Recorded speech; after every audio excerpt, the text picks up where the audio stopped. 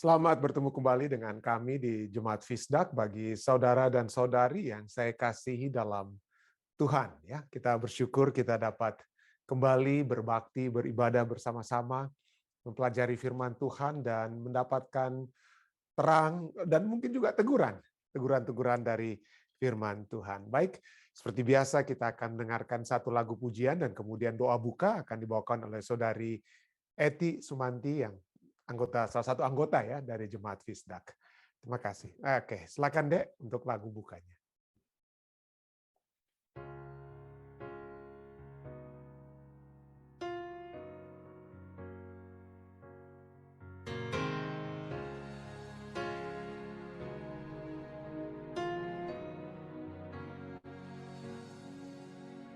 He promised us that he would be a counselor, a mighty God and a Prince of Peace. He promised us that he would be a father and he would love us with a love that would not cease. Well, I tried him and I found his promises are true. He's everything he said that he would be. The finest words I know could not begin to tell just what Jesus really means to me. For he's more wonderful than my mind can conceive. He's more wonderful than my heart can believe. He goes beyond my highest hopes and fondest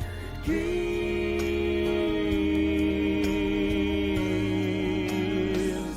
He's everything. He's everything that my soul ever longed for. Everything he promised and so much more. He's more than amazing, more than marvelous, more than miraculous could ever be. He's more than wonderful. That's what Jesus is to me. He is to me. He's everything that my soul ever longed for. Everything he promised and so much more. more than amazing, More than amazing. more than marvelous. That's what Jesus more is. than miraculous. That's what my Savior is. Oh, he's more than wonderful. More than wonderful. That's what Jesus is. That's what Jesus is. He's more than wonderful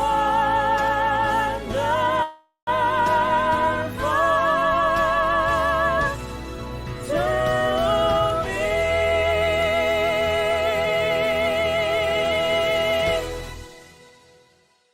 Terima kasih tentunya kita ucapkan kepada Anabel Sibilang dan Ray Saitapi sudah membawakan lagu More Than Wonderful tersebut. Marilah kita melihat bagaimana Allah kita ya begitu indah, begitu ajaib ya. Begitu indah Allah kita itu. Baik saudara sekalian, mari kita mengikuti doa buka yang akan dibawakan oleh saudari Eti Sumanti. Silakan Eti. Mari kita sama-sama berdoa. Ya Tuhan Allah Bapa Semawi yang bertahta dalam kerajaan sorga, Bapa yang penuh kasih, Bapa yang kami sembah siang dan malam. Kembali lagi Tuhan kami datang kepadamu dengan segala kerendahan hati, Bersyukur, berterima kasih banyak Tuhan atas segala berkat-berkat Tuhan yang berikan pada masing-masing kami. Hingga pada kesempatan ini Tuhan memberikan kami lagi kesempatan untuk datang kepadamu, berbakti, memuji, membesarkan nama Tuhan. Bapa di surga, sebelum kami mohon padamu Tuhan, ampuni salah dan dosa kami supaya kami layak di hadapan-Mu. Kami akan memulaikan akan ibadah kami pada saat ini Tuhan. Biarlah Roh Kudus bersama-sama dengan kami semua, agar firman yang kami akan pelajari sebentar, kami akan dengarkannya Tuhan, tidak lalu dengan sia-sia, melainkan dapat kami mengerti, dapat kami hidupkan dalam kami sehari-hari, dan merubah tabiat kami yang belum setuju dengan kehendak Tuhan, juga dapat menguatkan iman percaya kami, untuk hidup lebih hari, lebih dekat, lebih setia kepada Tuhan, hingga hari Maranatha. Biarlah Tuhan dengan firman ini Tuhan bukan hanya kami menjadi pendengar, tapi semua kami menjadi pelaku-pelaku firman. Ya Tuhan, kami berdoa khusus pendeta Stefan yang akan membawakan firman ini. Biarlah urapi pendeta oleh kuasa Roh Kudus-Mu, agar firman ini Tuhan yang akan dibawakan kepada kami hanya surut saja dengan kehendak Tuhan. Pada saudara-saudara kami ya Tuhan, dimanapun kami berada ya Tuhan. Biarlah Tuhan Roh Kudus selalu mengangkati semua kami semua ya Tuhan, agar kami semua terberkati dan nama Tuhan dipuji dan dibesarkan. Ya Tuhan, beserta sepanjang ibadah ini, bahkan sisa kehidupan kami serahkan ke dalam tangan Tuhan. Kehendak Tuhan jadi bukan kehendak kami. Terima kasih Tuhan selalu mendengar menjawab doa kami. Terima kasih Tuhan selalu mengampuni dosa kami. Terpujilah nama-Mu Tuhan. Dalam nama Yesus kami berucap syukur. Amin. Amin. Terima kasih banyak Saudari Eti. Baik, saudara sekalian, kita langsung saja ke acara pelajaran sekolah sahabat kita. Kita memiliki satu judul yang kalau melihat pembahasan kita pada malam hari ini, saya merasa saya tidak perlu lagi menambahkan ya, karena sudah sangat bagus sekali dituliskan oleh penulis sekolah sahabat kita tentang pelajaran kita ya pada saat ini. Tapi anyway, mari kita nanti ada sedikit saja mungkin pada saat ini kita ada tambahan ya. Tapi pada saat ini kita akan membahas tentang satu judul mengangkat muka, atau bahasa Indonesianya dikatakan mengangkat muka ya, tapi mungkin nanti kita akan lihat lebih tepatnya mungkin memandang muka ya, atau sebenarnya secara literal betul ya mengangkat muka, tapi bahasa Indonesia sudah cukup dekat dengan bahasa Ibrani yang mana kata digunakan adalah memandang atau memandang muka, lifting up faces ya, lifting up faces. Inilah judul kita pada saat ini ya. Baik, dalam Ulangan 10 pasal 10 Musa kembali menceritakan sejarah Israel dan kembali dia menggunakan cerita-cerita tersebut untuk menasihati umatnya supaya setia. Di antara nasihat itu dia mengatakan sesuatu yang lain juga ya, supaya selain setia kepada Tuhan, ada yang kita harus lakukan dengan sesama juga ya. Dan berdasarkan apa yang harus kita lakukan kepada sesama, itu berdasarkan apa yang Allah telah lakukan terhadap kita ya. Apa itu dia? Mari kita baca. Bacalah Ulangan 10 ayat 17 sampai 19, pesan penting apa yang disampaikan kepada orang Israel dalam ayat ini dan bagaimana pesan itu tetap berlaku bagi gereja Allah saat ini. Ulangan 10 ayat 17 sampai 19 katakan, sebab Tuhan Allahmu lah Allah segala Allah dan Tuhan segala Tuhan. Jadi ditekankan bahwa Allah itu adalah apa ya? Allah di atas segala Allah, Tuhan di atas segala Tuhan, tidak ada yang lain di atas yang bisa menyaingi Tuhan. Allah yang besar, kuat dan dahsyat, yang tidak memandang bulu ataupun menerima apa? Menerima suap, yang membela hak anak yatim dan janda dan menunjukkan kasihnya kepada orang asing dengan memberikan kepadanya makanan dan apa? Makanan dan pakaian. Nah, kenapa saya katakan ini tiga kelompok ini ditekan kembali. Mari kita ulangi ya. Pada waktu yang lalu saya sudah pernah membahas tentang hal ini. Kenapa anak-anak yatim? Anak-anak itu tidak memiliki apa? Istilahnya masih di bawah umur, mereka tidak memiliki kuasa hukum, mereka tidak bisa mendapatkan apa ya hak-hak mereka karena mereka itu dianggap berada di bawah hak orang tua mereka. Jadi pada saat orang tua mereka itu tidak ada, mereka tidak memiliki hak apapun. Mereka tidak memiliki hak apapun. Bagaimana dengan janda? Demikian juga dengan janda. Di zaman Alkitab, hak-hak daripada seorang istri itu dihubungkan dengan suaminya. Jadi begitu suaminya itu apa? Begitu suaminya itu meninggal, bisa jadilah dia janda, apalagi tidak janda yang miskin ya. Dia hanya apa ya?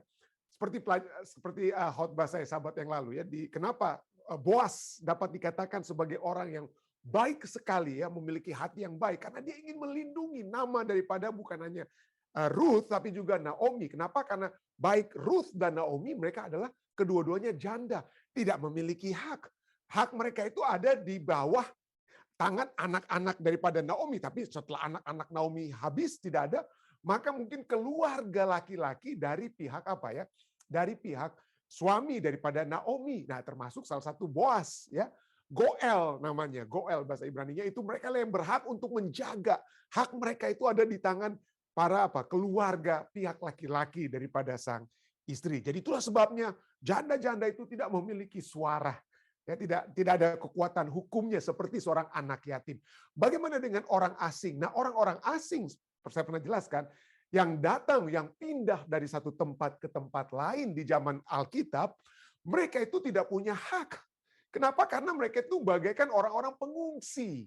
Mereka pengungsi-pengungsi. Nah, itulah sebabnya mungkin ya di banyak negara di dunia saat ini, pengungsi-pengungsi itu sangat vulnerable. Kenapa? Karena mereka tidak memiliki hak. Mereka tidak memiliki kekuatan hukum. Mereka gampang disepelekan dengan kata lain. Jadi itulah sebabnya Tuhan katakan, hati-hati. Tuhan Allah kita itu membela hak anak yatim, janda, dan menunjukkan kasihnya kepada orang asing dan memberikan kepadanya makanan dan pakaian. Sebab itu haruslah kamu menunjukkan kasihmu kepada orang asing. Kenapa? Karena kamu pun dahulu adalah orang asing di tanah Mesir. Dibuat semena-mena di tanah Mesir. Kenapa? Kamu tidak punya kekuatan hukum. Tidak ada seorang hakim yang akan membela hakmu. Jangan kamu buat itu. Jangan kamu buat pada saat kamu sudah masuk negeri tanah perjanjian. Jangan kamu berbuat semena-mena terhadap anak yatim, janda, dan orang-orang asing yang ada di negerimu. Jadi frase memandang bulu itu diterjemahkan dari sebuah bentuk kiasan bahasa Ibrani ya. Ya, yang bahasa Ibraninya yisha. Yisha artinya mengangkat atau mengangkat. Jadi itulah memandang bulu atau mengangkat muka ya. Yisha, panim itulah muka ya. Yisha panim ya. Secara literal artinya adalah mengangkat muka atau bahasa Indonesianya memandang muka. Ya, kita memandang muka. Hal ini dipercaya. Kenapa dibilang? Kenapa harus ada Yisha? Pendeta jangan pandang-pandang muka mungkin, atau saudara jangan pandang-pandang muka orang. Jangan. Apa artinya? Nah, hal ini berasal dari sebuah situasi yang berhubungan dengan hukum di mana seorang hakim atau seorang raja yang akan mengambil keputusan, dia melihat wajah dari seseorang yang diadili. Dan berdasarkan dari status orang tersebut, apakah orang itu penting atau orang tidak penting, hakim atau raja akan memberikan keputusannya. Jadi kita harus lihat-lihat, jangan lihat-lihat orang mana bilang. Jangan lihat-lihat muka orang, jangan lihat-lihat orang. Kenapa? Supaya kita tidak membeda-bedakan orang.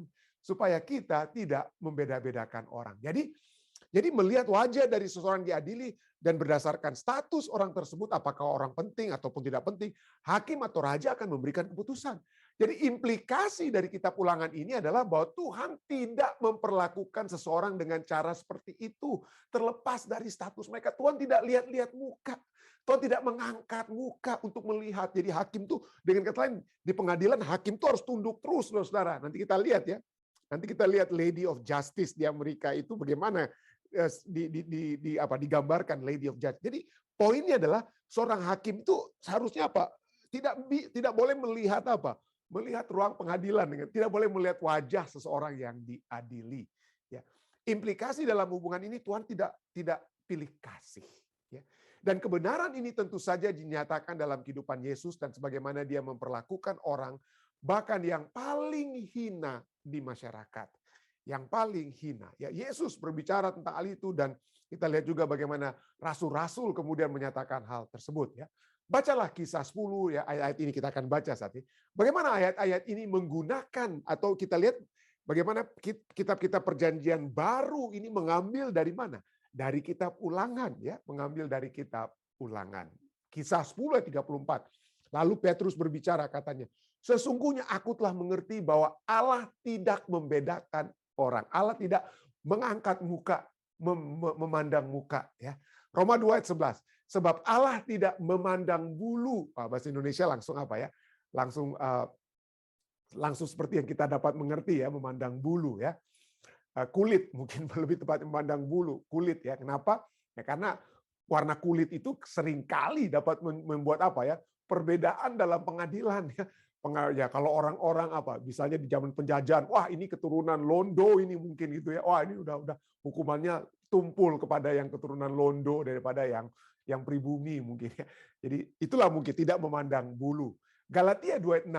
Dan mengenai mereka yang dianggap terpandang itu, bagaimana kedudukan mereka dahulu itu tidak penting bagiku.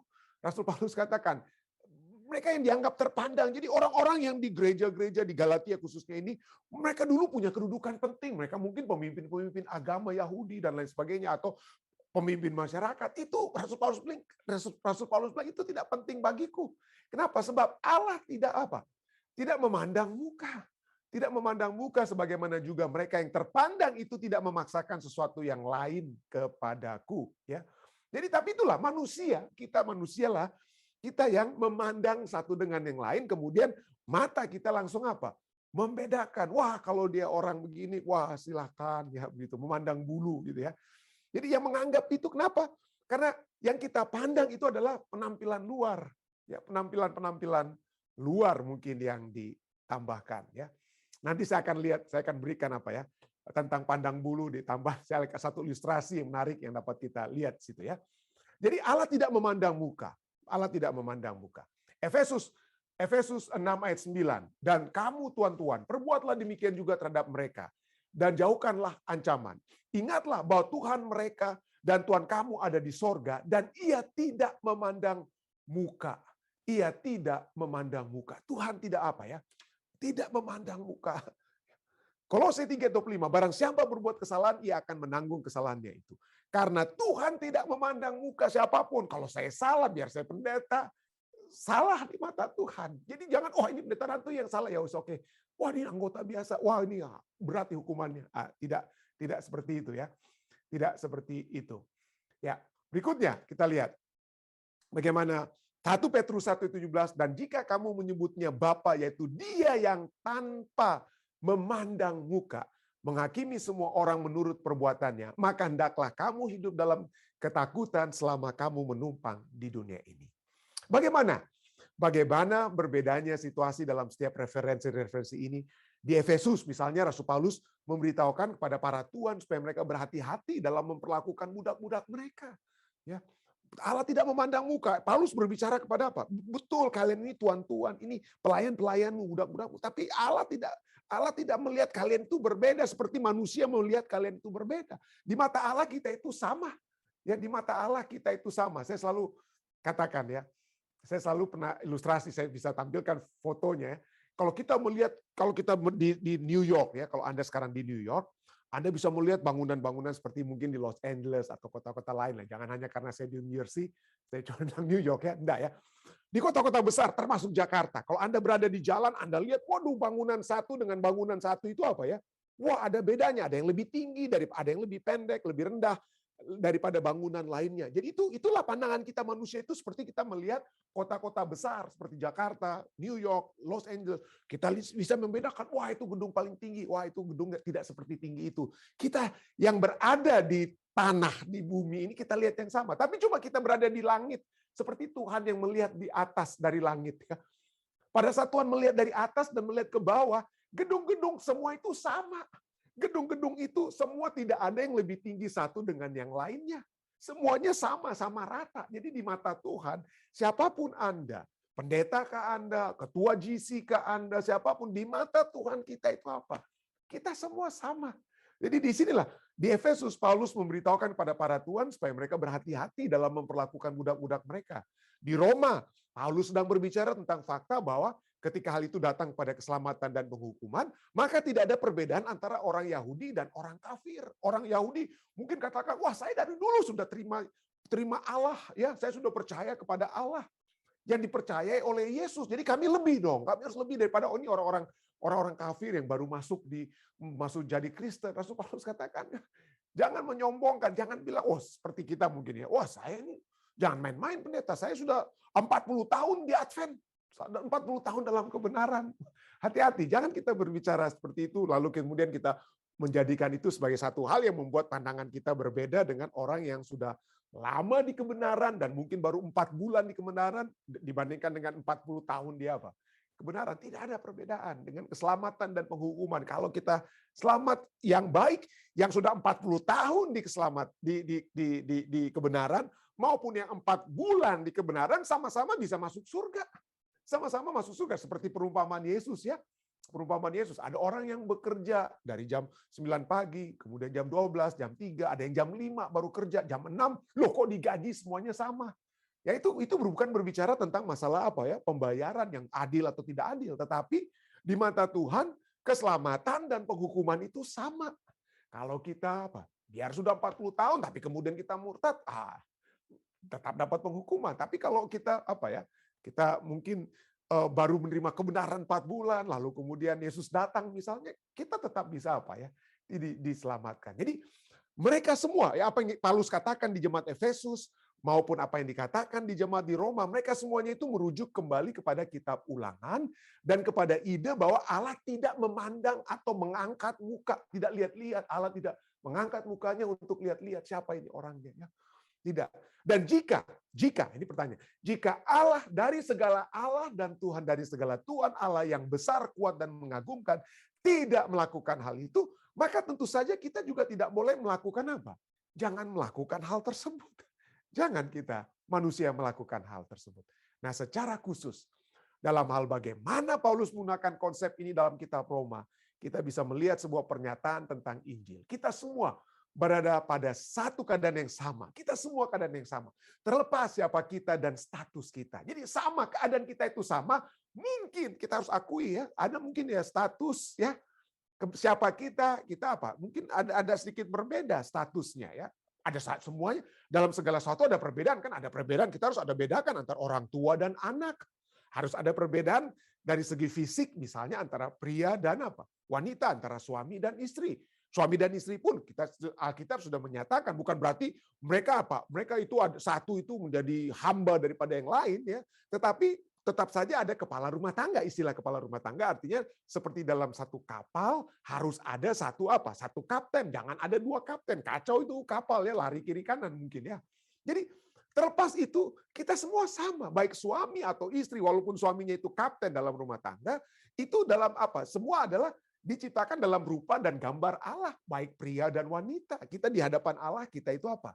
Di hadapan Allah kita itu sama. Jangan pria katakan, oh saya di atas kalian, kalian itu hanya sedikit lebih tinggi dari apa? Dari binatang, atau saya itu sedikit lebih rendah dari malaikat. Jadi ada yang katakan begitu ya, malaikat, pria, wanita, binatang. Nah, itu bukan begitu ya. Kita semua diciptakan dalam rupa dan gambar Allah, dan kita semua diciptakan bukan hanya dalam rupa dan gambar Allah, tetapi dalam keselamatan Allah atau kasih karunia Allah. Kita semua ini apa ya? Kita semua ini sama ya.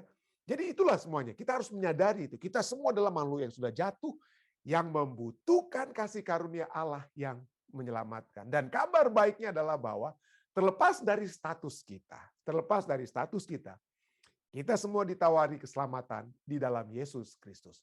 Betapa sering, bahkan dalam cara yang halus, Anda memandang muka, mengangkat muka. Dan bagaimana salib itu menunjukkan betapa berdosanya sikap itu. Ya, itulah memang kita bagaimanapun juga manusia ya. Ya, karena mungkin kita dalam usaha untuk menghormati orang lain ya seringkali ya. Betul, kita menghormati orang lain kayak ketua General Conference kalau datang di gereja kita mungkin ya harus duduk di depan lah ya daripada istilahnya ya. Dikasih kalungan bunga seperti kalau ketua General Conference datang ke uni kita atau ke daerah kita memberikan penghormatan kepada mereka. It's okay, tidak ada salahnya ya. Tetapi bukan berarti bahwa langsung apa saja yang kalau Presiden General Conference datang, kita sudah kalungi bunga, kita kasih duduk di tempat terdepan, lalu kemudian dia bisa semena-mena melecehkan mungkin gadis-gadis di gereja kita diam-diam aja, jangan lapor-lapor ke polisi, jangan bilang-bilang siapa-siapa, ini kan ketua General Conference, kita sembunyikanlah dosanya. Nggak boleh begitu, saudara ya. Kalau memang ketua General Conference yang kita harus hormati, dan kita harus hormati ya, tapi kalau dia berbuat kesalahan yang membahayakan anggota jemaat saya nggak boleh diam. Ya. Saya harus melaporkan, artinya jangan sampai dia buat kembali di gereja-gereja lainnya dengan kata lain. Tapi janganlah pisau pengadilan, pisau keadilan itu tajam kepada orang dalam tanda kutip yang statusnya biasa, Dan kepada pimpinan-pimpinan gereja itu tumpul. Ingat, saya pernah bahas tentang ini ya. Seringkali pisau-pisau itu di pengadilan itu tajam ke bawah, untuk orang-orang yang di bawah tajam sekali itu pisau keadilan. Tapi untuk orang di atas tumpul sekali itu pisau keadilan. Tapi inilah ya, mungkin karena kita sudah terbiasa. Kita sudah terbiasa membedakan orang. Makanya kita ada istilah very important person, VIP. Wah, dia itu VIP, pendeta. Ada VIP. Ya, jadi dia duduknya semuanya diutamakan. Betul, mungkin kita perlu, tetapi sekali lagi hati-hati pada saat kita mengidolakan seseorang atau mengidolakan manusia. Ya, dan ini walaupun ini kalau kita lihat ya, manusia di dunia ini segala sesuatunya itu diidolakan ya. Ada orang-orang khusus yang ditampilkan, ada majalah VIP ya, very important person. Jadi kalau artinya ini, kalau orang-orang yang terkenal, wah mereka ditampilkan. Mereka lah yang muncul. Time Magazine berbicara tentang di setiap akhir tahun ada 100 the world most influential people. Waduh, orang-orang yang penting ini, waduh ditampilkanlah di majalah mereka. Dia buatlah artikel tentang mereka. Lalu akhirnya apa yang terjadi karena mereka itu diidolakan, kita yang lainnya mungkin ada orang-orang lain, aduh nggak bisa seperti mereka. Ya, nggak bisa seperti setenar mereka, sepenting seperti mereka. Mereka memiliki apa? Begitu banyak orang-orang yang very important person ini. Ada seorang politikus Amerika katakan, oh saya bisa berada di tengah jalan di New York, saya tembak orang, tetap aja saya bisa jadi pemimpin negara atau apalah. Dia pernah bilang begitu. Itu betul ya.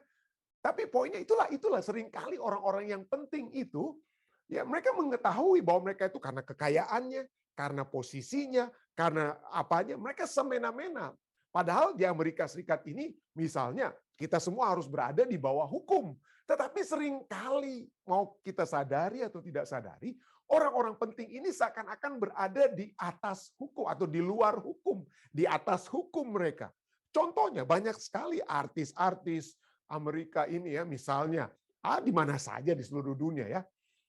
Apa yang terjadi? Pada saat mereka misalnya berkendaraan ngebut misalnya, mereka ngebut lalu ditangkap polisi. Polisi lihat mereka, gantinya dikasih tiket tilang ya, surat tilang untuk bayar anak pelanggaran mereka. Polisi seringkali minta apa? Selfie dengan ini orang-orang yang penting ini.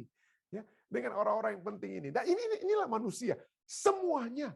Dan kita juga seringkali senang juga kalau berdapat seperti begitu ya. Dan saya pernah katakan ya, ini pengalaman saya terjadi ya waktu pertama kali datang dari Jakarta setelah hampir sebelum tamat SMA ya. Saya SMA saya di Kramat Pulo, tapi 3 bulan sebelum saya tamat saya pindah ke SLA Kawangkoan karena saya pikir wah saya orang Manado kok tinggal di nggak pernah berada di Manado dengan. Jadi saya kebetulan orang tua saya jadi ketua UNI di Indonesia Timur, jadi saya bilang, wah saya udah biarpun tinggal 3 bulan terakhir saya paksa untuk apa? Paksa untuk sekolah di SLA Kawangkoan, walaupun sukar untuk perpindahan dan lain sebagainya. Tapi poinnya adalah pada saat kami pindah di Manado, gubernur di Sulawesi Utara adalah CJ Rantung ya, Cornelius Rantung namanya, gubernurnya. Jadi pertama saya ingat pertama kali saya ditangkap polisi ya, karena saya lupa gimana itu, saya masuk yang dilarang Verboden itu, saya masuk, kebetulan ada polisi, saya ditangkap. Saya tunjukkan SIM saya. Pada saat dia melihat SIM saya Stephen Rantung, wah, saya bilang, wah Stephen Rantung, ini ada Rantung ya? Iya Pak, saya Rantung. Ya udah. Saya dikasih apa ya? Dikasih bebas dari polisi tersebut. Nah, itu kan itu yang terjadi. Manusia suka apa ya? Suka memandang bulu. Bahkan memandang apa? Memandang kulit. Ya, memandang kulit. Saya sangat sedih sekali kalau kita seringkali apa ya? Kita seringkali membeda-bedakan orang dengan apa ya? Warna kulit, termasuk di Amerika. Kalau orang yang punya kulit yang lebih terang itu dianggap lebih dihormati, lebih dihargai daripada yang berwarna lebih gelap ya, mungkin. Nah, kenapa saya katakan bukan hanya mungkin? Saya ingat satu waktu kami di Manado ya, saya undang Pastor Martin namanya untuk menjadi pembicara di Unclub ya, untuk Week of Prayer. Dia orang Amerika ya. Tapi lama menjadi misionaris atau guru bahasa Inggris di Jakarta ya, Martin ya, pendeta Martin.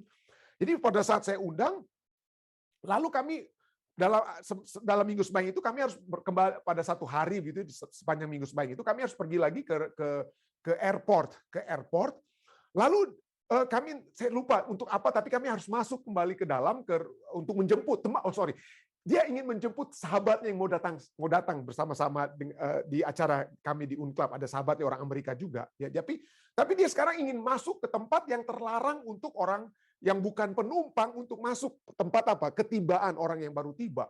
Tapi Pendeta Martin ini dia sudah lama di Indonesia, dia sudah bisa bahasa Indonesia.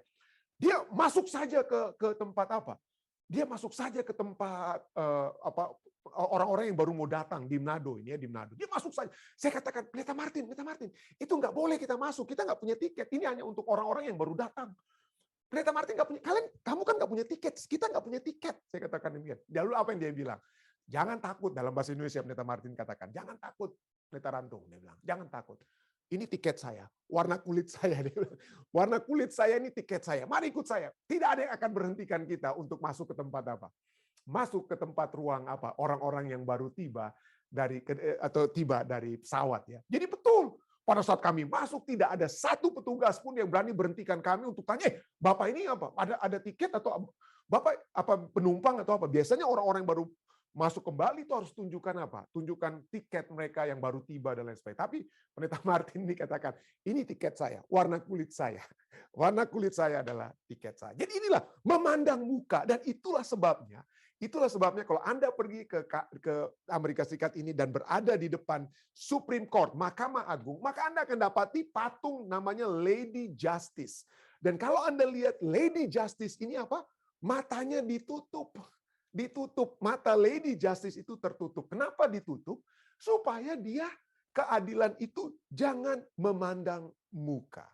Supaya keadilan jangan memandang muka. Dan sejak tahun yang pertama kali ditemukan di dunia ini adalah di Bern ya, di Switzerland ya, di tahun 1543, itulah pertama kali keadilan atau patung Lady Justice, keadilan itu dibuat dengan apa?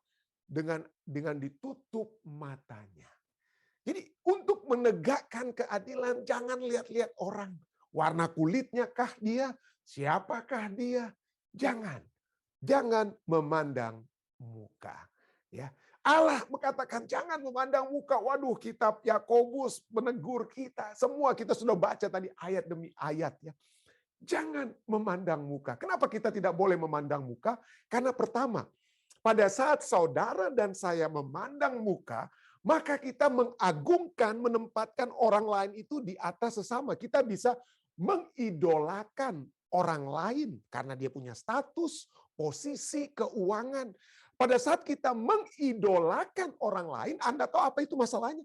Itu seperti saja kita melanggar perintah jangan ada ilah lain di hadapanku. Pada saat kita ada favoritism tersebut, maka kita menempatkan seseorang itu lebih tinggi dari lainnya, dan kita mengilahkan, seakan-akan kita mengilahkan orang lain tersebut. Itu poin pertama, kenapa itu tidak boleh sekali kita lakukan. Poin kedua, kenapa kita tidak boleh mengidolakan orang lain, favoritism terhadap orang lain. Pada saat kita mengidolakan orang lain, kita devalue ourselves, kita merendahkan diri kita. Orang lain kita tinggikan, diri kita rendahkan. Padahal Tuhan katakan kita semua ini apa? Kita semua diciptakan dalam rupa dan gambar Allah, laki-laki dan perempuan. Di mata Allah tidak ada satu gedung lebih tinggi daripada gedung lainnya. Semuanya itu di mata Allah kita itu apa? Di mata kita itu sama. Entah Anda punya $1 juta, entah Anda punya rumah yang 8 kamar, saya cuma di apartemen. Tidak ada. Di mata Allah kita semua apa? Di mata Allah kita itu sama. Jadi pada saat kita mengidolakan orang lain, kita sedang menurunkan derajat kita sendiri. Kita sedang menyatakan bahwa Tuhan, ya, kita tidak diciptakan dalam rupa dan gambar Allah yang sama. Ada yang lebih ditinggikan, ada yang lebih apa? Ada yang lebih direndahkan. Lalu berikutnya, poin ketiga yang menyebabkan masalah kalau kita favoritism, meninggikan orang lain adalah yang seharusnya kita idolakan itu hanya satu, Allah. Tapi pada saat kita mengidolakan orang lain, entah yang kita idolakan itu bisa saja seorang pendeta sekalipun, Anda idolakan sekalipun, ya. Kita mengidolakan seseorang, maka yang seharusnya satu-satunya yang kita harus idolakan Tuhan itu kita lengserkan. Tuhan jadinya turun tahta kalau kita mengidolakan orang lain, ya. Kalau kita mengidolakan orang lain, saya pernah mungkin saya mengerti ya. Tapi ada yang pernah memberikan kesaksian, pendeta, saya punya sahabat waktu ada pendeta ini di gereja A, wah dia anggota di gereja tersebut. Tapi waktu pendeta pindah ke gereja B, wah dia ikut lagi ke gereja B. Pendeta itu pindah ke gereja C, anggota itu ikut lagi ke pendeta C tersebut. Ya mungkin it's okay mungkin ya, karena dia ingin dengar firman yang baik dari pendeta tersebut. Tapi poinnya hati-hati, jangan sampai kita mengidolakan orangnya. Ya, bukan Tuhan yang kita idolakan, tapi orangnya, pembawa kabar tersebut ya. The means yang kita idolakan bukan the end atau Tuhan itu yang seharusnya kita idolakan. Jadi itulah Allah mengajak kita untuk tidak memandang muka, tidak memandang bulu ya. Kalau demikian pertanyaannya, jika Allah tidak memandang muka, apa yang Dia pandang? Oke, mungkin jadi satu pertanyaan ya. Jika Allah tidak memandang muka, apa yang sekarang Allah pandang? Roma 2:11 sudah katakan Allah tidak memandang bulu, ya. Tetapi kita lihat apa yang Dia pandang. Nah, kenapa ini satu pertanyaan yang sangat penting juga untuk kita tanyakan? Kenapa? Karena ada orang katakan, pendeta bagus nih Roma 2:11, Allah tidak memandang bulu. Tapi coba pendeta buka Roma 9:13. Allah seakan-akan memandang bulu. Allah seakan-akan memandang bulu. Kenapa? Roma 9:13 ada tertulis, aku mengasihi Yakub, tetapi membenci apa? Membenci Esau. Wah, ini kan kalau Allah itu seperti bapak daripada Yakub dan Esau, yang satu Dia kasih, yang satu Dia benci, amburadul rumah tangga tersebut, anak tersebut akan jadi kacau balau kan? Kalau itu yang terjadi, ya kalau itu yang terjadi. Tapi kenapa Allah seakan-akan menulis seperti hal ini? Apakah Allah tidak adil? Ya, apakah Allah tidak adil? Nah, mungkin Anda bertanya ya, saya juga tadinya bertanya. Dan Rasul Paulus juga tahu orang-orang Roma akan bertanya, dan kita semua yang membaca Roma 9:13 akan bertanya tentang hal ini. Lah makanya Rasul Paulus langsung jawab di ayat berikutnya. Allah tidak adil. Nah, Roma 9 ayat berikutnya. Ayat 14 dan 15 katakan, jika demikian, apakah yang hendak kita katakan? Apakah Allah tidak adil? Mustahil, tentu saja tidak. Dengan kata lain yang Rasul Paulus tuliskan ya. Sebab Ia berfirman kepada Musa, aku akan menaruh belas kasihan kepada siapa aku mau menaruh belas kasihan, dan aku akan bermurah hati kepada siapa aku mau bermurah hati. Apa maksudnya sini? Tuhan katakan, oh saya itu bukan tidak adil. Ya, Tuhan katakan, oh Allah, Rasul Paulus katakan Allah itu sangat adil.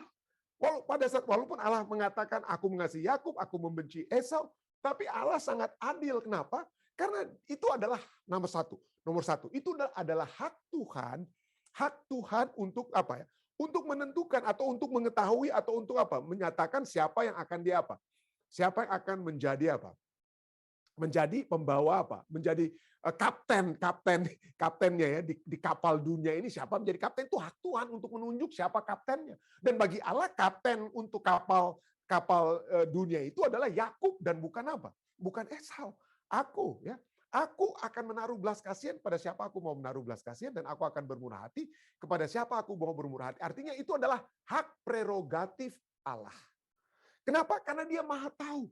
Kenapa Dia memiliki hak prerogatif? Karena Dia Maha Tahu, dan karena Dia memiliki kebijaksanaan yang saya dan saudara tidak dapat apa? Tidak dapat ketahui. Tapi Allah yang tahu ya. Jadi Allah mengetahui apa yang Dia lakukan. Dalam kemahatauannya Allah memilih Yakub, gantinya Esau. Allah mengetahui siapa yang terbaik, seperti Dia telah memilih umat-umatnya yang kudus. Ulangan 7 ayat 6-8 pada orang Israel ya. Sebab engkaulah umat yang kudus bagi Tuhan Allahmu. Engkaulah yang dipilih, Yakub yang dipilih bukan Esau.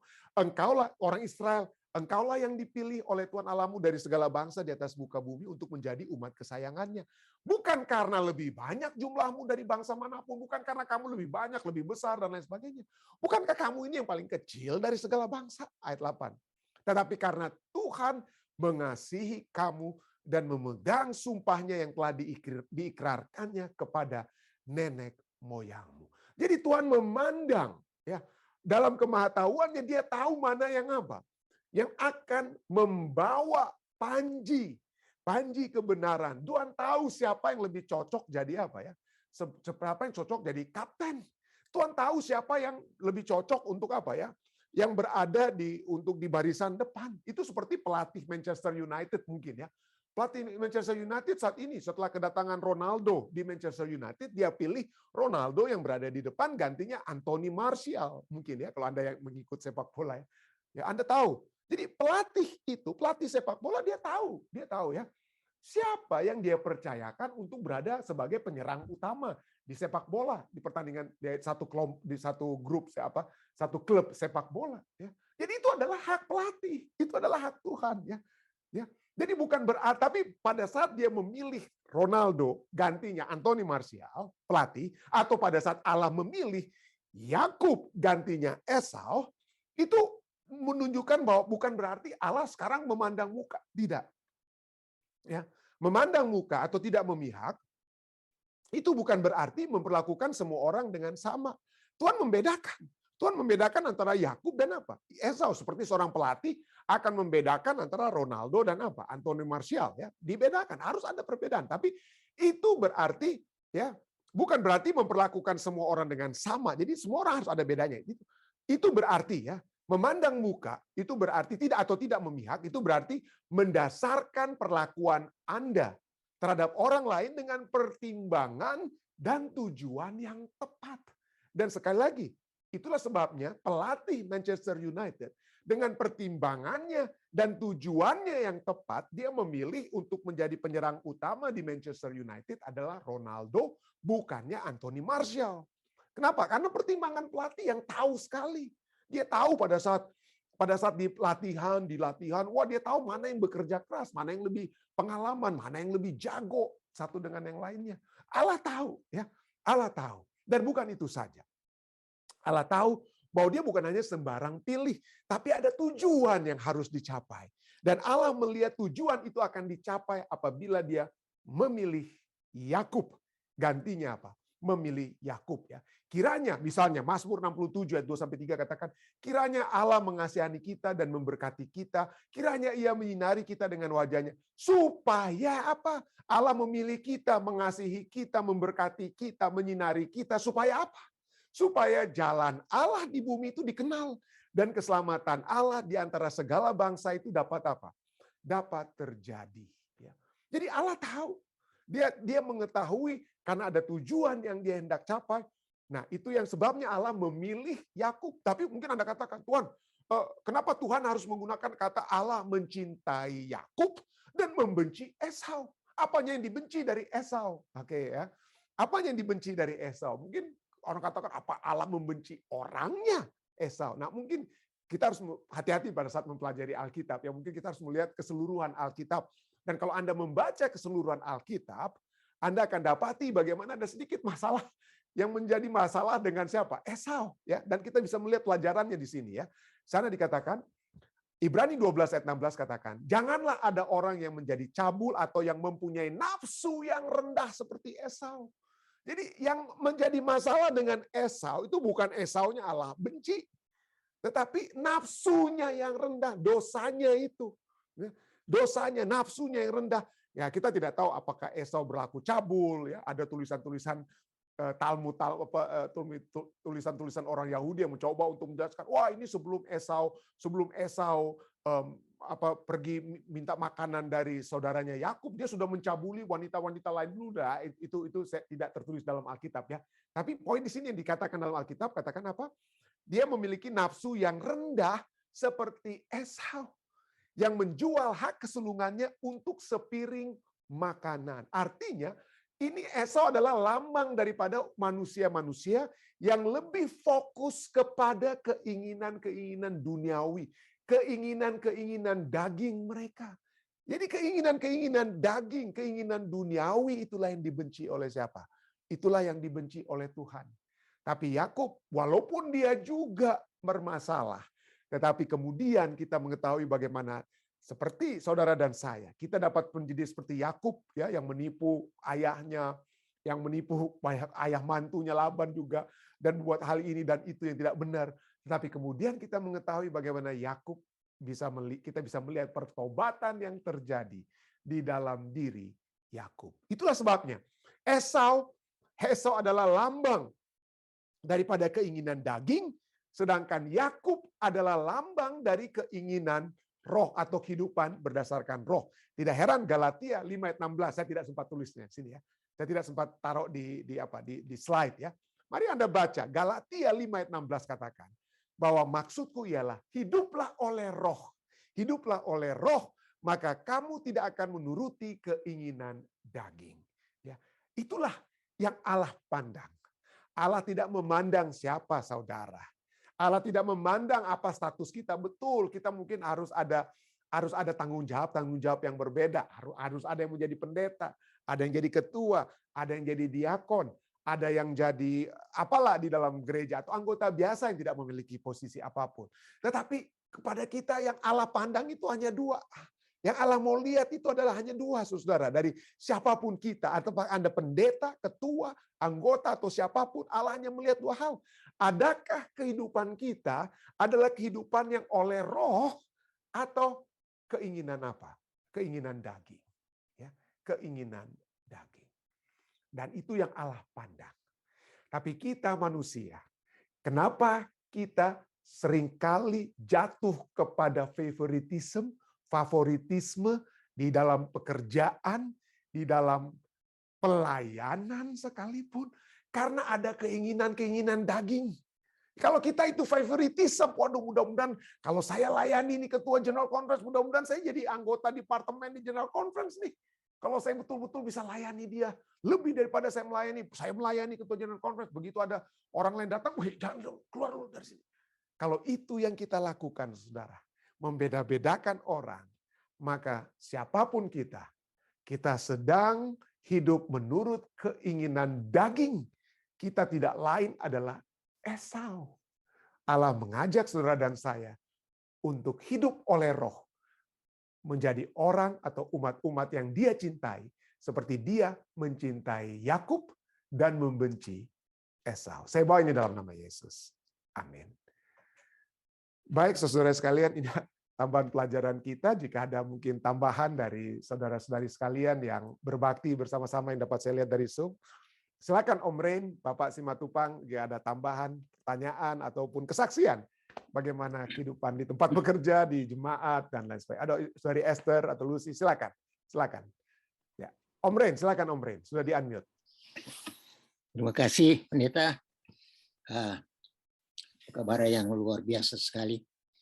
Dan memang kalau mau lihat karakter Yakub itu turun juga dari ibunya dan omnya juga.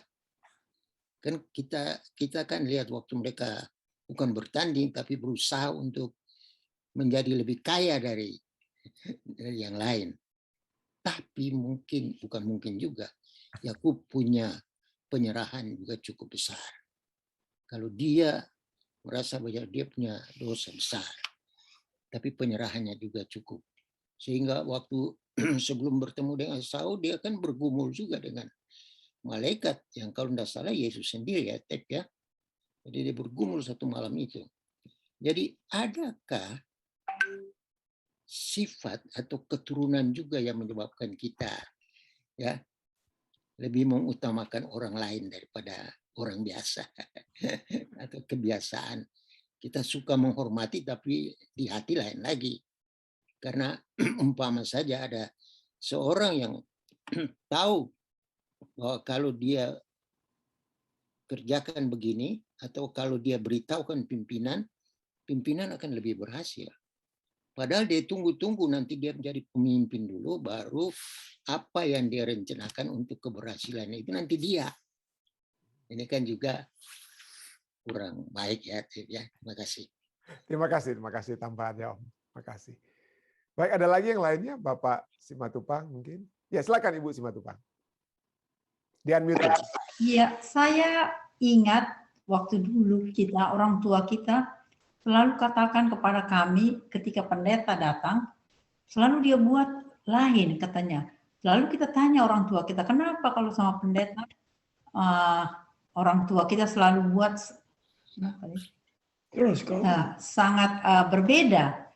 Lalu orang tua saya selalu katakan, itu kalau hamba Tuhan datang, kamu harus tahu bahwa malaikat-malaikat sedang datang ke rumah kita. So, apakah itu termasuk pandang bulu atau karena dia sangat menghormati, menghargai? Saya percaya itu karena sangat menghormati. Saya percaya itu karena sangat menghormati. Jadi pandang bulu itu terjadi pada saat kita membeda-bedakan treatment kita terhadap satu dengan yang lain. Ya. Tapi kalau kita tapi artinya ya menjadi masalah artinya kalau kita sangat menghormati begitu ada orang yang penting itu masuk dalam rumah Anda misalnya. Lalu ada orang lainnya juga datang, tapi kita bilang, jangan kita usir. Nah, jadi kalau sampai ada perbandingan yang terjadi pada saat yang datang, ya misalnya pada saat pendeta datang di rumah, lalu ada anggota biasa datang di rumah, pendetanya dikasih makanan sama-sama dengan kita, lalu anggotanya suruh tunggu makan dengan pembantu. Nah, itu yang ramai itu ya, begitu kurang lebih begitu ya. Nah, itulah menjadi masalah. Treatment yang kita lakukan itu yang menjadi masalah. Terima kasih. Terima kasih. Saya lihat Ketua Tilar atau jadi tadi juga mungkin Arda juga seperti mungkin sudah ada yang mau ditanyakan ini atau didiskusikan. Silakan, Ketua Tilar. Bagaimana dengan jadi berhubungan ya ketika seseorang buat kesalahan, jadi dikatakan bahwa Allah akan membalas kesalahan sampai kepada keturunan keempat. Nah, jadi tadi yang dikatakan bahwa yang pendeta Kesaulia, mungkin pendeta Kesaulia bisa juga komentar bahwa menurun ya, apakah ada keturunan, ada menurun itu kesalahan itu sampai kepada anak cucu cece kita. Jadi susah sekali kalau saya mau ukur, jangan-jangan saya punya opa saya ke sana pernah buat salah dan menurun ke saya dan susah sekali. Jadi saya juga kena akibat atau saya sampai kepada anak cucu saya. Gimana itu? Ya, jadi saya pernah membahas tentang hal ini waktu lalu ya. Kenapa sampai turunan keempat ya? Kenapa? Karena mungkin di zaman dahulu ya kita bisa sampai ayah, anak, cucu, dan cece ya sama-sama masih hidup dalam satu rumah. Pada umumnya orang-orang di Timur Tengah itu sampai cucu dan cece keluarga besar itu tinggal dalam satu rumah. Dan apa yang terjadi? Mereka semua melihat patriark ini punya tindakan atau apa istilahnya yang tua yang dituakan ini ya orang tua ini. Jadi anak-anak dan cucu dan cece akan selalu melihat apa tindakan-tindakan baik yang baik atau tidak baik yang dilakukan oleh seorang yang patriark itu atau pemimpin di rumah tangga tersebut. Dan kalau kita lihat bagaimana tindakan-tindakan berdosa itu menyebabkan sampai cece itu terus mempelajari tentang atau mengikuti, dia bisa melihat keberdosaan tersebut ya. Dia terus mengikuti, itulah sebabnya sampai hukumannya itu sampai kepada keturunan keempat. Karena itulah mereka itu yang masih melihat perbuatan jahat atau baik yang dilakukan oleh seseorang orang bapak atau seorang ibu di dalam rumah tangga. Jadi itu ya bisa saja itu by nature artinya DNA-nya mungkin ya, DNA-nya, genetikanya, nature dan juga nurture. Nurture itu bagaimana lingkungan itu mempengaruhi kita dalam pembentukan kepribadian kita. Bukan hanya dari segi genetika kita, tetapi apa yang kita lihat dari orang tua kita itu dapat menyebabkan kita berdosa atau tidak berdosa, atau bukan melakukan yang baik atau melakukan yang tidak baik. Itulah sebabnya sampai keturunan keempat. Terima kasih Ketua Tilar ya. Oke, silakan. Nanti sesudah Ketua Tilar, Ibu Esther Taniwel ada pertanyaan. Silakan. Ya masih penasaran saya ke pendeta karena begini, betul karena umur di zaman Alkitab waktu itu dari 100 dan masih turun, jadi potensial untuk melihat dari cece sampai dia punya kakek itu masih bisa. Tapi bagaimana aplikasi dalam kehidupan kita yang 70 tahun itu rata-rata sudah meninggal, jadi cuma sampai anak, apalagi sekarang. Itu maksud saya. Apakah itu maksud saya begini? Firman Tuhan itu kan tidak berubah. Berarti aplikasinya itu sampai kepada kita. Kalau saya salah ya, sampai kepada kita. Nah kalau saya nggak lihat, saya punya papa saya contoh, dia meninggal saya belum tahu apa-apa, saya masih umur 2 tahun, masih kecil lah, atau ibu saya. Jadi saya nggak pernah tahu, saya pernah lihat apakah mereka berbuat baik atau tidak. Begitu, itu mungkin. Ya. Oh, Om Ren mau jawab ini karena ini tanggapan terhadap pertanyaannya Om Ren. Iya. Sudah jelas sebenarnya. Artinya sebagai manusia kan kita selalu lihat teladan. Ya. Dan kebiasaan juga di rumah tangga. Itu juga mempengaruhi kita. Itulah sebabnya cucu sampai keturunan yang keempat kata Alkitab. Jadi kalau papa, mama, sampai opa, oma, betul-betul takut Tuhan, turun sampai di keempat takut Tuhan semua.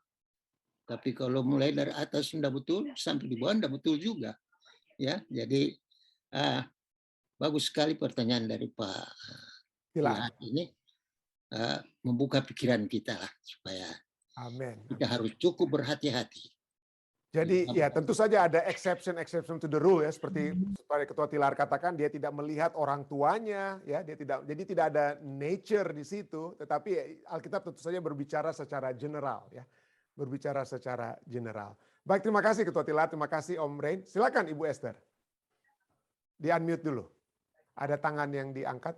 Ya, ada berhubungan juga sih dengan pertanyaan dari pendeta tadi. Favoritisme ini, sorry saya nggak buka kamera karena ada baby. Favoritisme ini sudah terjadi pada zaman Yakub. Dan ini juga sudah terjadi di rumah tangga masing-masing, bahkan di dalam gereja juga terjadi, di dalam tempat pekerjaan juga terjadi. Jadi bagaimana caranya pendeta kalau kita mau minimize?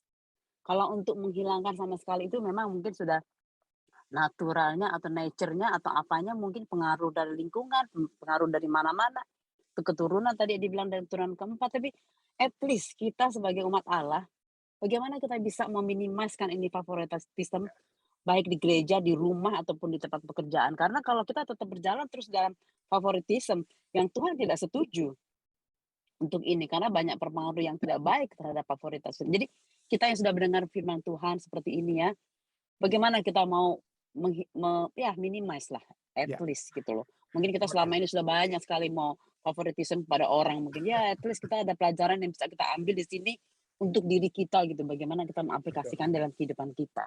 Jadi yang pertama tentu saja, terima kasih pertanyaan yang sangat applicable ya. Jadi makanya seperti pelajaran kita tadi malam ya. Jadi ayat-ayat yang kita pelajari pelajaran sekolah Sabat ini mari kita hafal. Ya kita hafal. Yang berikutnya, mari kita bermeditasi itu hal tersebut. Meditasi dengan ayat-ayat tersebut dan kemudian mari kita mengaplikasikan dalam diri kita. Tuhan, apakah saya sudah mengidolakan orang lain? Merendahkan diri saya lebih orang lain karena saya tinggikan orang lain, saya sedang merendahkan padahal engkau tidak merendahkan saya, engkau selamatkan saya. Dan berikutnya poin ketiga, prinsip ketiga, selain kita mengilahkan orang lain, merendahkan diri kita, poin ketiga adalah kita sedang melengserkan Tuhan dari tahtanya. Melengserkan, menggeser Tuhan dari tahta. Cuman Tuhan yang boleh kita idolakan. Atau favoritisme kita yang utama itu kalau bisa apa ya? Tuhan. Tapi itulah seringkali kita favoritisme kepada orang atau sesuatu, bos kita. Ya, pada saat saya lagi berdoa sekalipun, tapi kenapa siapa yang telepon lalu saya lihat dari bos langsung saya apa? Terima telepon dari bos padahal sedang dalam mungkin dari worship kita atau apa. Jadi ini hati-hati. Jadi pada saat kita berbakti, pada saat kita berdoa, beribadah lalu ada ya ini seperti simple sekali, tapi yang telepon itu bos, kita nggak bisa tunda-tunda, langsung kita angkat teleponnya walaupun keluar kita dari ruangan gereja.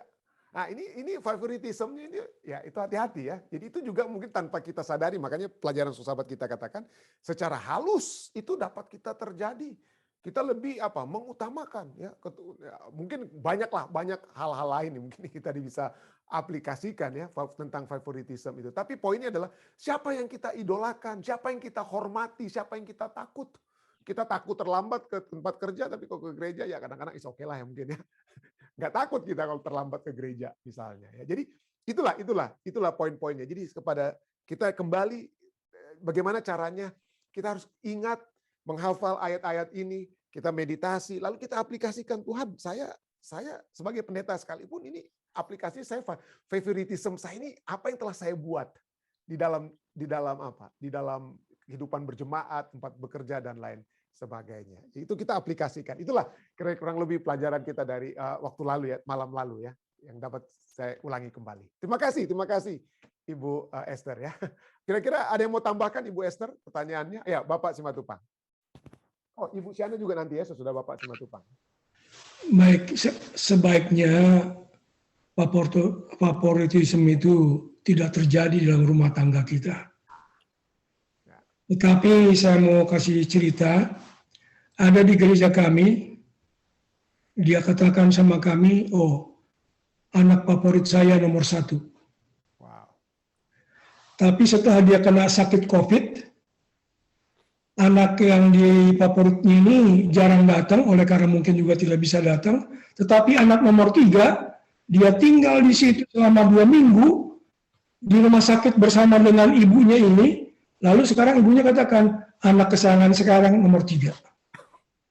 Jadi favoritisme ini sebetulnya ialah oleh karena anak itu memberikan tanggung jawab dan juga bantuan yang diberikan kepada orang tuanya.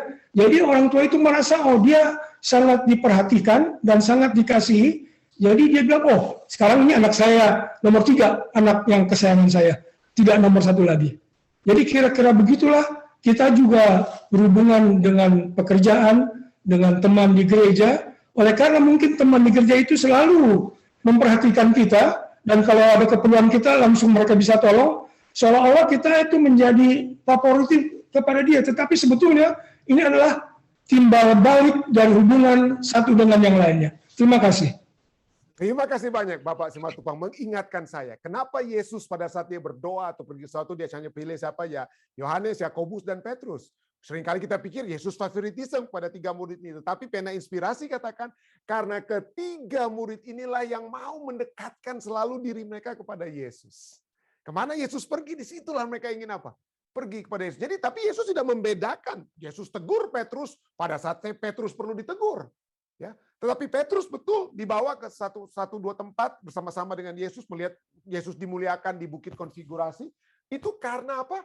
Karena mereka yang mendekatkan, menyiapkan diri mereka, menyediakan kesempatan untuk selalu dekat dengan Yesus. Jadi hati-hati kita menyatakan bahwa Yesus ini favoritisme kepada Petrus, Yohanes, dan Yakobus ya. Tapi karena mereka yang mendekatkan diri mereka. Terima kasih banyak Bapak Simatupang mengingatkan kita kembali hal tersebut. Baik, ada Ibu Syana, mungkin ada tadi mau ditambahkan?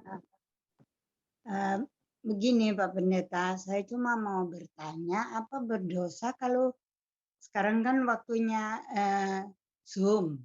Jadi kita setiap Sabat kalau nggak ke gereja, kita memilih, oh ada pendeta ini.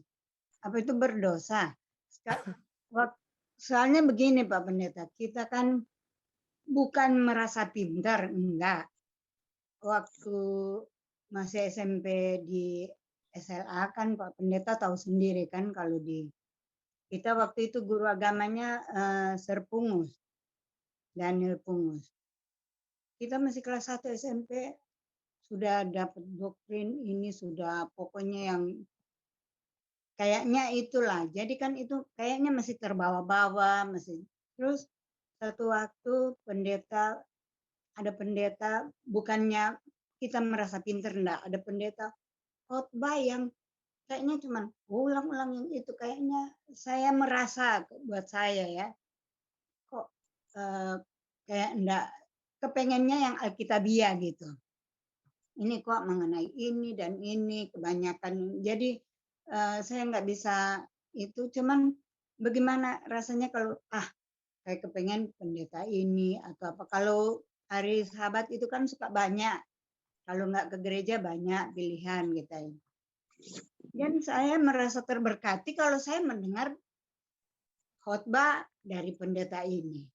Apa itu berdosa kita memilih pendeta, memilih orang, dan melihat dari caranya pendeta itu, kehidupannya, apa kita salah? Terima kasih Pak Pendeta. Saya belum siap untuk jawab, tapi mungkin Om Ren sudah siap untuk jawab, Om Ren. Lebih belum lagi mereka. Ada yang siap untuk menjawab ini, Bapak Simatupang atau Saudari Esther atau apa, silakan. Bukan Tapi ini, saya rasa itu saya rasa tidak dosa, asal kita jangan membenci pendeta yang lain. Karena di mana kerohanian kita bertumbuh, biarlah kita memilih itu. Ya saya terus terang aja juga. Ini Zoom saya senang, saya memilih ini, kerohanian saya bertumbuh. Ya mungkin banyak Zoom yang lain, tetapi kenapa saya pilih ini? Karena saya merasa bertumbuh kerohanian saya, bukan karena saya memandang muka. Tetapi dengan firman yang disampaikan itu benar-benar bertumbuh, dan saya akan saksikan nanti satu kali di dalam hidup saya bagaimana bertumbuhnya iman saya setelah saya mengikuti Zoom ini. Ya, saya tidak mau sebut namanya lah, pendeta siapa, pendeta Rantum kita sudah tahu. Tetapi setelah saya mengikuti Zoom ini, iman saya semakin bertumbuh. Jadi saya rasa tidak salah kalau kita memilih di mana kerohanian kita bertumbuh. Asal kita jangan membenci pendeta yang lain. Terima kasih. Sebagai tambahan juga ini terjadi di sana, di itu gereja kami. Waktu saya ketua di gereja, dia belum tahu siapa yang khotbah. Tapi begitu sampai di pintu gereja, dia ambil buletin, lalu dia baca siapa yang mau khotbah. Seperti sana tadi bilang, langsung dia balik kanan terus dia pergi ke gereja lain. Itu lebih apa lagi, ya? Jadi lalu saya bilang, bagaimana cara mengatasi ini? Ya inilah perlunya komunikasi yang erat dari semua anggota. Jadi kalau kita sudah saling menyayangi, saya rasa kita itu kalau dengar khotbah sebetulnya hanya mengingatkan kita. Kita diingatkan lagi yang mungkin kita sudah dengar yang lalu kita lupa, lalu kita diingatkan kembali menjadi lebih kuat lagi. Terima kasih. Terima kasih. Jadi saya percaya juga ya, tidak ada salahnya Ibu Shana. Terima kasih. Yang penting kita tidak membenci atau tidak merasa, wah saya tidak dapat berkat juga dengan pendeta lain. Tidak. Kita siapapun menjadi pembicara, siapapun Tuhan akan terus dapat menggunakan. Jadi saya pun selalu mendengarkan juga orang-orang lain yang berkhotbah terus terang saja. Itu dapat juga, saya juga perlu makanan rohani kan. Jadi saya juga mendengar pembicara-pembicara lain. Jadi saya tidak merasa berdosa melakukan hal tersebut. Terima kasih. Ibu Shana, pertanyaan. Kalau merasa kita khotbahnya masih bubur, bagaimana Pak Pendeta? Masih susu. Saya bukannya merasa pintar, enggak sama sekali. Cuman kepengen yang apa yang di atas pengetahuan saya, waduh, saya baru dapat ini. Jadi kan bagaimana? Jadi ya seperti kita makan kan, walaupun saya suka makan keras, tapi sekali-sekali kalau dingin-dingin atau apa, saya juga suka makan yang bubur juga ya. Tapi poinnya adalah kita tetap saja dimanapun kita berada, kalau di gereja kita masing-masing, mari kita mendengarkan siapapun menjadi pembicara, tadi pendeta atau ketua atau siapapun, kita pasti kita dengan hati yang terbuka untuk menerima pekabaran Tuhan. Jadi kita apapun itu, walaupun mungkin cuma satu kata, satu ayat atau apa, tapi biarlah satu kata atau satu ayat yang kita coba untuk aplikasikan kena dengan kita, itu yang kita pikirkan. Mungkin yang lain-lainnya itu mungkin ada orang-orang yang suka cerita-cerita yang macam-macam ya. Tapi mungkin kalau Anda tidak berkenan dengan ilustrasi-ilustrasi seperti itu ya, mungkin gak usah renungkan itu dia, tapi renungkanlah satu atau dua ayat yang betul-betul dapat kita dari pembicara tersebut yang dapat menguatkan iman kita. Terima kasih Bu Shana, mudah-mudahan dapat menjawab. Baik, jika tidak ada lagi dari live stream, dari Zoom, Ibu Tina. Oke, mungkin ya silakan Ibu Tina. Terima kasih. Saya mau coba ceritakan sedikit pengalaman saya ya. Beberapa tahun lalu, waktu saya masih di Manado, saya mendapat undangan dari salah satu gereja jemaat yang pernah dibangun papa saya. Jadi kami mendapat undangan karena mereka membuat acara, kalau tidak salah waktu itu ke 60 tahun, kalau saya tidak salah ya. Adik saya bilang, oke Tina kamu yang berangkat. Saya bilang sama adik saya, kamu yang tepat, kamu laki-laki. Dia bilang kamu yang berangkat, karena saya tidak ajak teman saya. Tapi maaf pendeta, saya nggak bilang ya gerejanya di mana. Pokoknya di Minahasa Selatan. Nah, waktu saya sampai di sana, saya dianggap papa saya pionir yang telah membangun jemaat itu. Saya dinaikkan ke mimbar, dipasangin bunga, bla bla dan segala macam. Ada beberapa orang di situ. Saya terharu karena papa saya sudah meninggal dan saya punya kebanggaan sendiri. Nah, setelah selesai acara, rupanya mereka membuat 2 ruangan untuk makan. Jadi istilah mereka ruangan 1 VIP, ruangan 1 ya bergabung dengan orang pantai. Maaf, tuh gereja itu di pinggir pantai.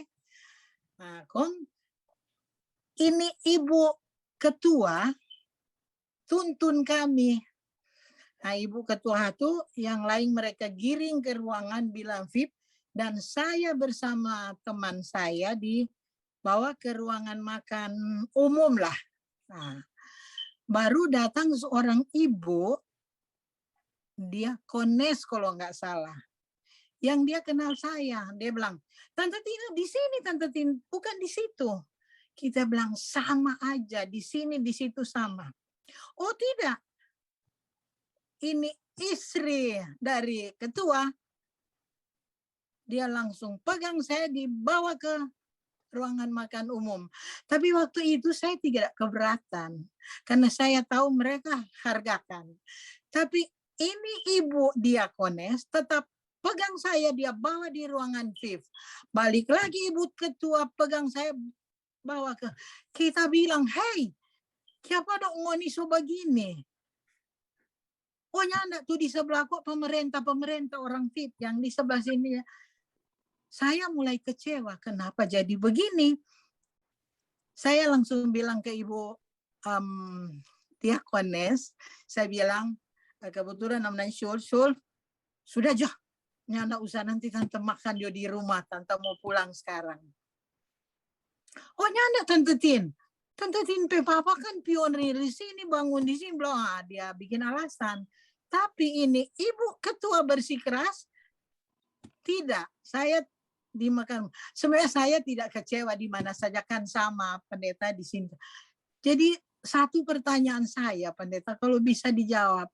Saya langsung keluar, langsung naik mobil pulang. Pertanyaan saya, apakah saya salah meninggalkan acara itu? Yang mungkin sudah mengecewakan ini ibu diakones atau siapa-siapa karena mereka ikut sampai di mobil, tante sorry ya, aduh sota salah, kita memang enggak apa-apa, daripada ngoni mau berkelahi, mau berantem, lebih baik kita pulang juga nanti makan di rumah. Ya. Jadi cuma itu pendeta, mohon maaf. Terima kasih ya pertanyaan. Jadi kembali segala sesuatunya itu kembali kepada motivasi ibu meninggalkan tempat tersebut. Kalau motivasinya pertama supaya mereka daripada mereka mau apa ya, mau terus tarik tambang istilahnya atau tarik ke kiri, ke VIP, biasa, umum, dan lain sebagainya, dan mereka akan jadi rame. Jadi kita menghindar mereka untuk bermasalah di gereja.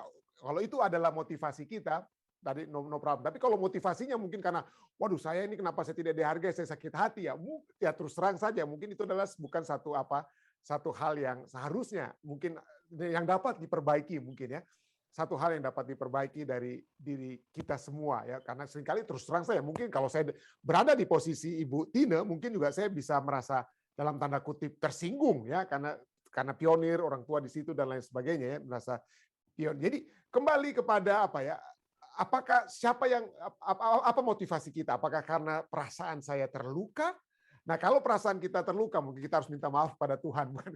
Ya, kita minta maaf karena apa? Karena waktu kita lihat Tuhan pada saat Yesus datang ke dalam dunia ini, dia itu adalah seorang anak raja, tapi dia diperlakukan dengan sangat hina dan mati dengan cara yang menderita. Dia tidak katakan, saya ini anak Allah, saya anak Allah, hormati saya.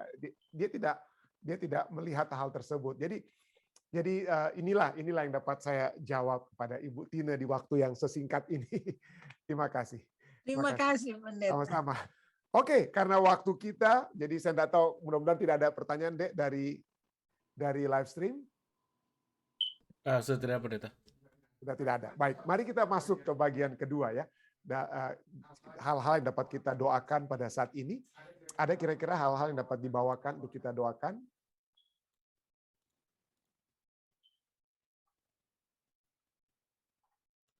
Ya, jika tidak ada dari Zoom, dari live stream, silakan. Tante Shana, Pendeta, sudah angkat tangan. Silakan Tante Shana, Oh di-unmute dulu. ya, silakan Ibu Shana. Ya. Saya cuma mau minta tolong doakan kesehatan Jane Ya. dan rencana kita yang sudah dipastikan di Februari tanggal 25 kalau nggak salah, lupa. Oke. Kalau Tuhan kehendaki, ya bisa. Tolong doakan mana yang terbaik menurut Tuhan. Terima kasih. Makasih Bu Shana. Ada adik lainnya dari live stream? Ada permintaan doa dari Ibu Gerce Runtuh, katanya tolong doakan adiknya Ibu Betty yang sedang sakit. Oh, Gerce Runtuh ya? Iya. Lalu saya tadi lihat di Facebook kakak dari Tante Daisy ya, yang beristirahat Pendeta. Oh. Namanya Vivi. Mungkin kita tolong doakan keluarga dari Tante Daisy juga. Oh, Daisy Kaligis. Kaligis ya? Namanya Ibu siapa? Ibu meninggal? Vivi Kaligis mungkin kita gitu ya. Tadi yang adik daripada Ibu Gerce Runtuh siapa namanya? Ibu Betty. Oh, Ibu. Oke. Dan juga dari Om Gunawan, kata tolong doakan Tante Ibu Susan. Susan ya. Iya. Ya. Baik, jika tidak ada, mari kita bersatu dalam doa.